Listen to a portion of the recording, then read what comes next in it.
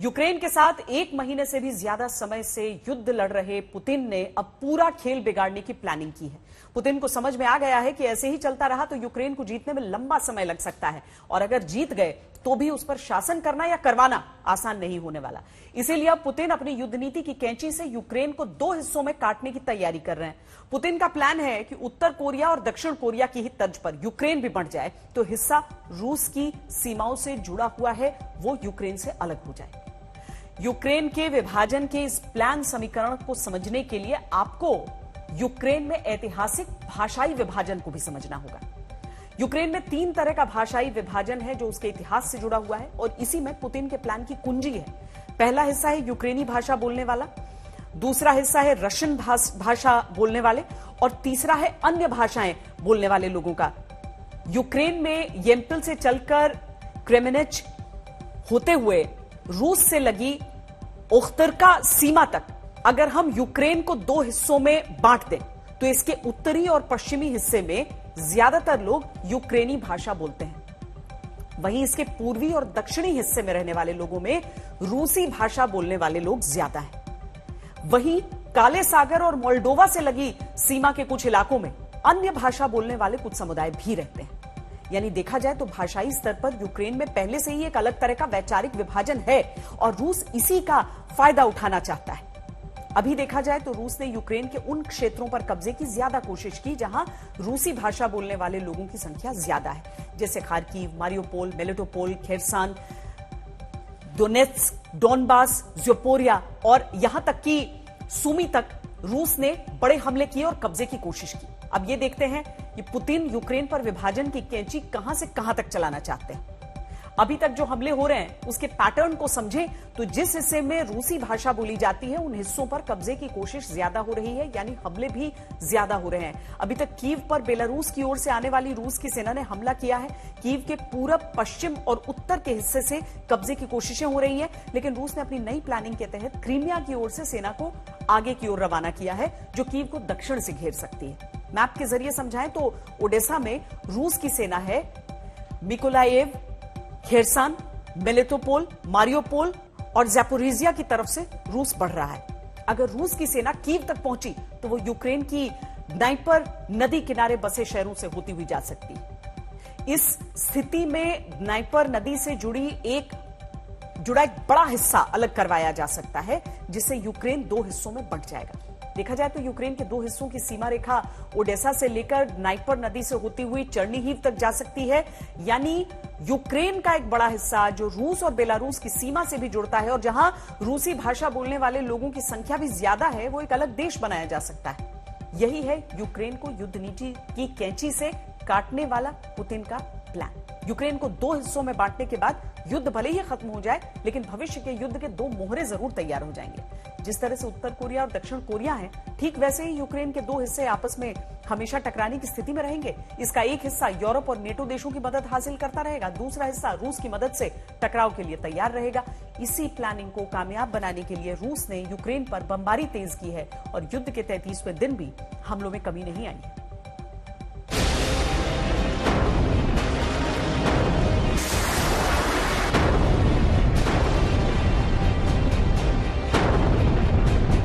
रूस के हमले अब यूक्रेन को जीतने से ज्यादा उसे बर्बाद करने पर फोकस करते नजर आ रहे हैं।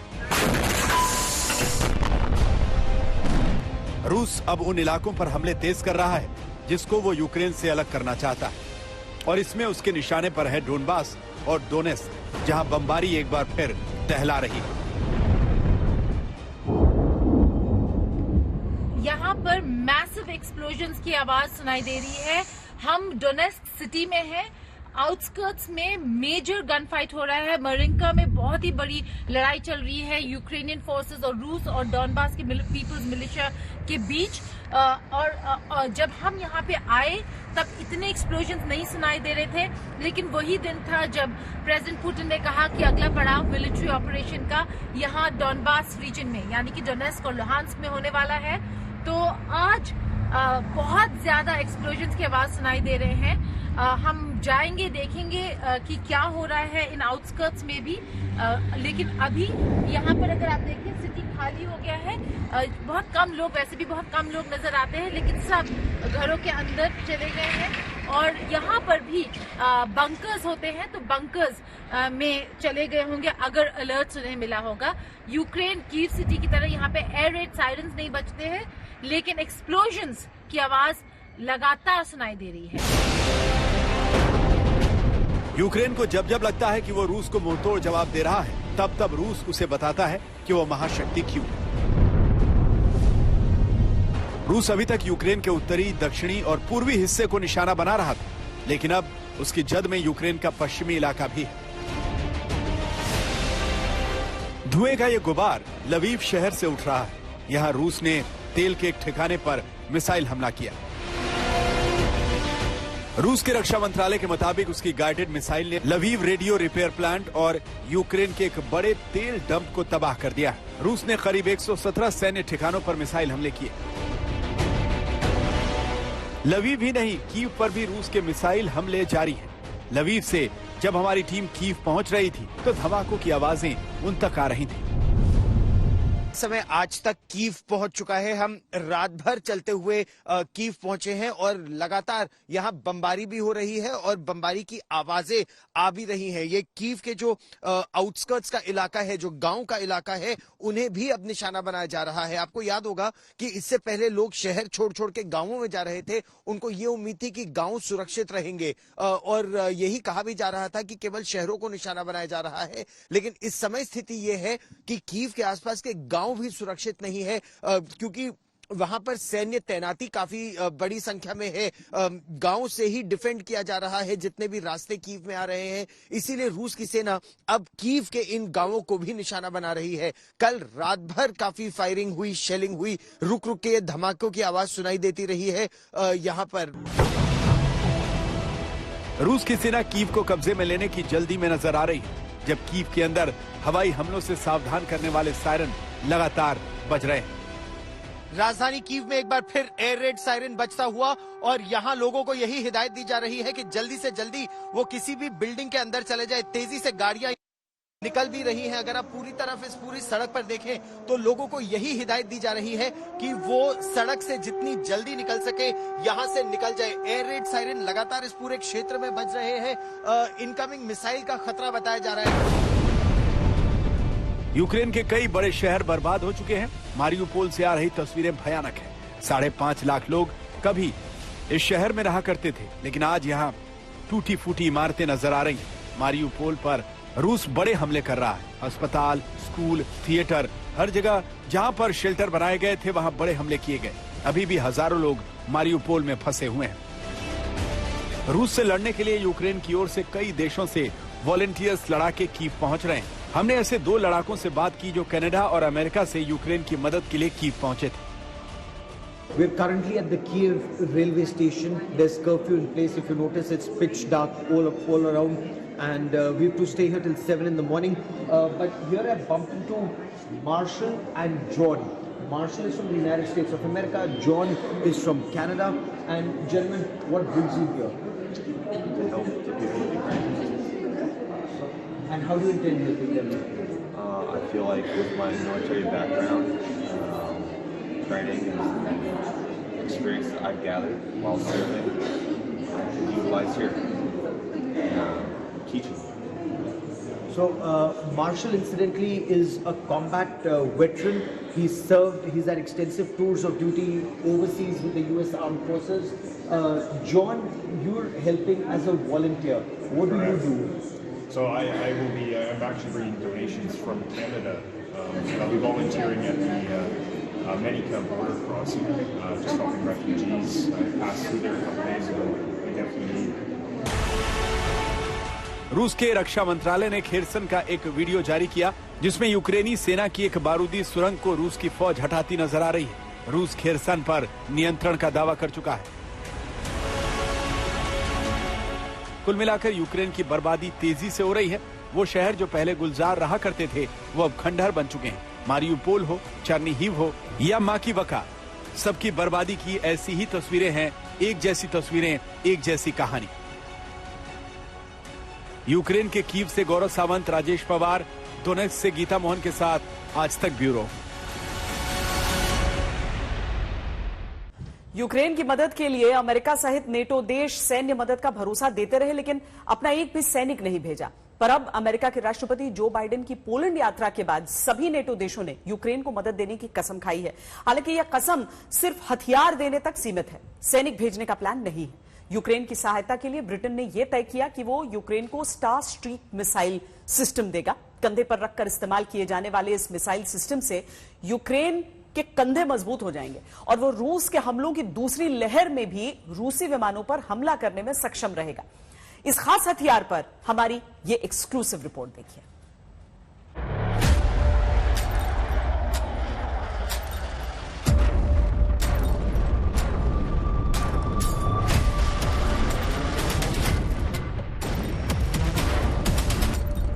तैंतीस दिन से रूस के विमान यूक्रेन पर आग बरसा रहे हैं,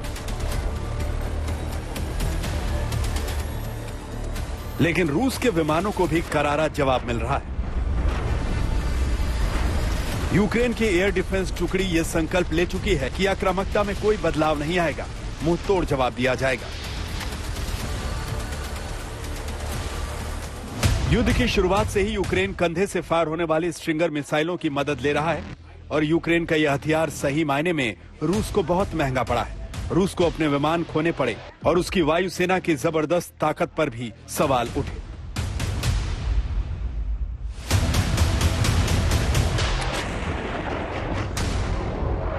अब एक महीने की बमबारी के बाद रूस हमलों की दूसरी लहर की तैयारी कर रहा है, तो दूसरी तरफ यूक्रेन के हाथ में एक नया हथियार लग गया है जो आसमान में होने वाली पुतिन की एयर स्ट्राइक का करारा जवाब दे सकता है। पुतिन की एयरफोर्स को जवाब देंगे यूक्रेन के ये हथियार। ब्रसेल्स में नेटो की जो बैठक हुई उसे देखकर यही लगा कि यूक्रेन को सिर्फ आश्वासन ही मिलेंगे, लेकिन बोरिस जॉनसन की सरकार ने तय किया है कि ब्रिटेन अब यूक्रेन को स्टार स्ट्रीक सिस्टम देगा। यह सबसे तेज short range air defence missile system है। यह बेहद पोर्टेबल है, इसे कंधे पर रखकर फायर किया जा सकता है और सिस्टम से फायर की जाने वाली मिसाइलें आवाज की रफ्तार से 4 गुना ज्यादा तेजी से दुश्मन पर हमला कर सकती है। यह ऐसा हथियार है जिससे लेजर बीम फेंकने वाले 3 सहायक हथियार भी लॉन्च होते हैं। ये तीनों सुरक्षित करते हैं कि मिसाइल अपने टारगेट पर सफलतापूर्वक तबाही की डिलीवरी करे। स्टार स्ट्रीक एक आधुनिक सिस्टम है और अभी यूक्रेन सिर्फ स्ट्रिंगर या इग्ला सिस्टम का इस्तेमाल कर रहा है। उसके मुकाबले स्टार स्ट्रीक कहीं बेहतर है। सबसे बड़ी बात यह है कि इस मिसाइल सिस्टम को इंफ्रारेड और रेडार ब्लॉक करने वाले तरीकों से रोका नहीं जा सकता। ब्रिटेन के एयर डिफेंस कमांडर ने यह चेतावनी दी है कि रूस के पायलट अपने विमान यूक्रेन के आसमान में लाने से पहले 2 बार सोचें, क्योंकि ब्रिटेन ने यूक्रेनियों को star streak anti aircraft missile system का इस्तेमाल करना सिखा दिया है।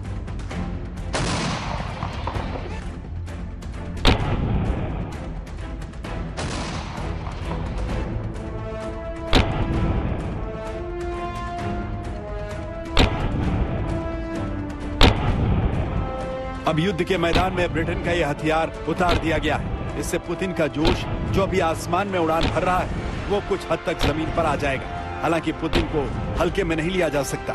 रूस के हमलों की दूसरी लहर अत्याधुनिक हथियारों के साथ आएगी। जंग का मैदान अब और विस्फोटक और विध्वंसक रहने वाला है। आज तक ब्यूरो। आने वाले 3-4 साल में इंजीनियरिंग, टेलीकॉम और हेल्थ केयर सेक्टर्स नौकरियां देने के मामले में सबसे आगे रहेंगे। नई नौकरी की तलाश करने वाले लोगों के लिए टीम लीज की रिपोर्ट में बताया गया है कि उन्हें किस सेक्टर में आसानी से नौकरी मिल सकती है। रिपोर्ट के अनुसार करीब 1.25 करोड़ नौकरियों की बहार इन सेक्टर्स में आने वाली है।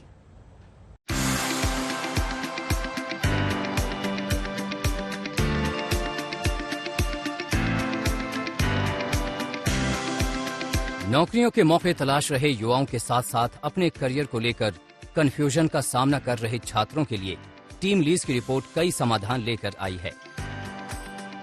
दरअसल छात्रों में अक्सर अपने भविष्य को लेकर दुविधा बनी रहती है। वो समझ नहीं पाते हैं कि किस कोर्स का चुनाव उन्हें करना चाहिए जिससे उन्हें नौकरी खोजने में आसानी रहे।